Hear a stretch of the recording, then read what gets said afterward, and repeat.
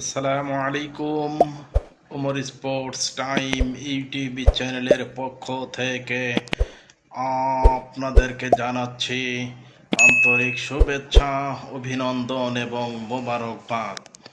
অনেক নাটকীয় জল্পনা কল্পনা, অনেক আলোচনা সমালোচনাকে অতিবাহিত করে আবারও দলে ফিরছেন তামিম ইকবাল, যেটা মাননীয় ক্রীড়ামন্ত্রী নাজমুল হাসান পাপন তিনি মিডিয়ার সামনে প্রকাশ করে দিলেন।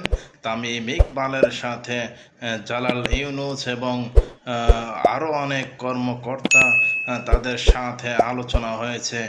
যদিও নাজমুল হাসান পাপন তার সাথে তামিম ইকবালের এখনও কোনো চূড়ান্ত বৈঠক সম্পন্ন হয়নি, তবে তিনি আশ্বাস দিয়েছেন তামিম ইকবাল ক্রিকেট বোর্ডের সংশ্লিষ্ট কর্মকর্তা যারা রয়েছেন তাদের সাথে আলোচনা করেছেন। তিনি অবশ্যই জাতীয় দলে কামব্যাক করবেন, এই বিষয়টা অন্তত পক্ষে নিশ্চিত হওয়া গেল। কারণ মাননীয় ক্রীড়ামন্ত্রী তিনি বলেছেন যে সংশ্লিষ্ট কর্মকর্তাদের সাথে তামিম ইকবালের যে বৈঠক হয়েছে, তিনি 25 সাল নাগাদ তিনি জাতীয় দলে কামব্যাক করবেন, এতে কোনো আপাতত কোনো সন্দেহ নেই। যদি অন্য কোনো নাটক তৈরি না হয় তাহলে অবশ্যই তামিম ইকবাল জাতীয় দলে কামব্যাক করবেন, এটা এখন আমরা বলতেই পারি।